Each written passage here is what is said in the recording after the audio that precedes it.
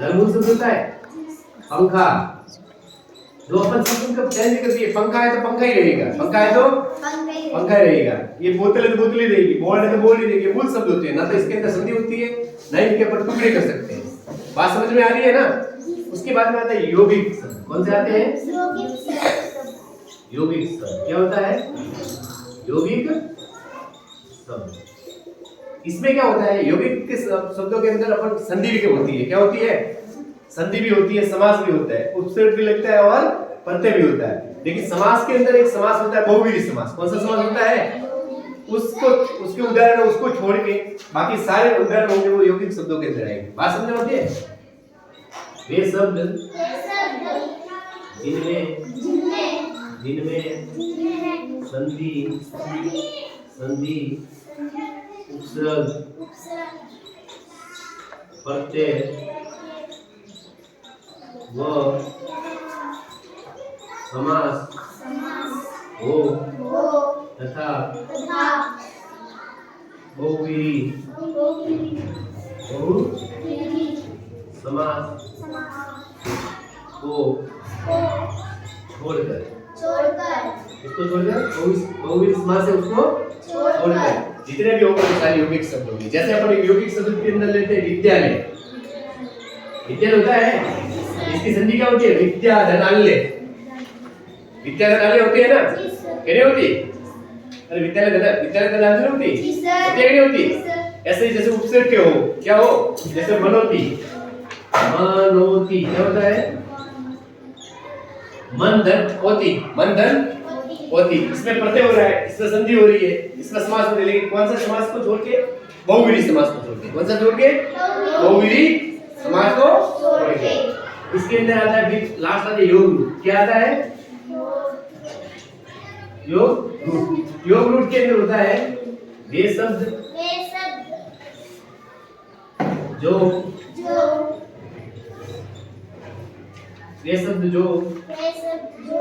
बहुव्रीहि समास के उदाहरण हो तथा उनका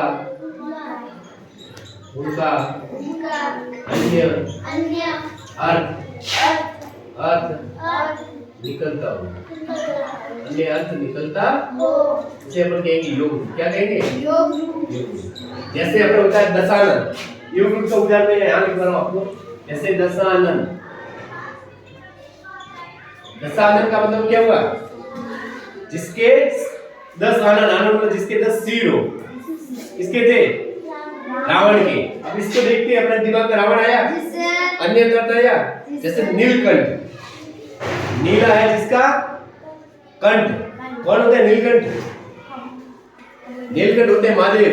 महादेव का दूसरा नाम होता है महादेव। देखे उनका नीलकंठ महादेव, आपने सुना होगा? सुना कि नहीं सुना? जैसे पीतांबर, क्या लिखते हैं अपन? पीतांबर। क्या लिखते हैं? पीला है जिसका अंबर, पीला है जिसका मतलब जैसे अंबर यानी पहनते हैं कपड़े। इसको कहते हैं भगवान विष्णु। इसको कहते हैं अन्य अर्थ निकले। जैसे जलज, क्या होता है? जलज, जल में जन्म लेने वाला। जल में जन्म कौन होता है? जलज। जलज किसका पर्यायवाची है? किसका है? कमल का। किसका है? कमल का। अर्थ आ रहा है कि नहीं आ रहा है? अर्थ आ रहा है कि नहीं आ रहा है? आ रहा है। तो ये होते हैं योग रूट। बात समझ में आई? समझ गए? देखो वर्ड शब्द होते हैं, शब्द कौन कौन से होते हैं? रूट शब्द, रचना के आधार पे शब्द। किसके आधार पे? रूट शब्द, यौगिक और योग रूट। रूट शब्द के अंदर होता है जिनमें संधि, समास, प्रत्यय उससे नहीं हो। क्या नहीं हो? नहीं हो। जैसे अपन अपने मूल शब्द होते हैं। क्या शब्द होते हैं? क्या होते हैं? मूल शब्द। जैसे मूल शब्द के अंदर जैसे ये पेड़ है तो अपने पेड़ ही रहेगी। जैसे ये बोतल है तो बोतल ही रहेगा। इसका नाम ना इसमें संधि होती है। पंखा है, घर है, आलय है, होते हैं ना, तो वो मूल शब्द होते हैं। क्या होते हैं? मूल शब्द। फिर आता है कौन से? यौगिक।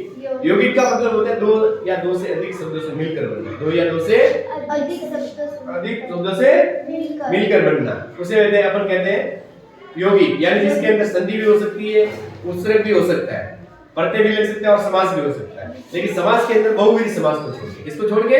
बहुवीरी समास को छोड़ के। जैसे विद्यालय, तो विद्यालय के अंदर संधि हो रही है विद्या धन आल्य, हो रही है ना। जैसे हिमालय, तो हिमालय का हो जाएगा हिमा धन हिम धन आल्य, होती है ना।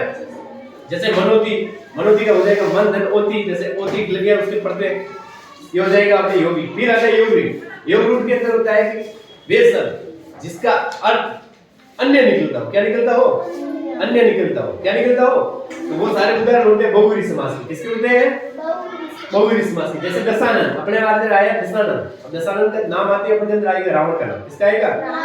जैसे दस से आनंद जिसके, यानी दशानन। जलज, जल में जन्म लेने वाला, जलज यानी कमल। बात समझ रहे हो?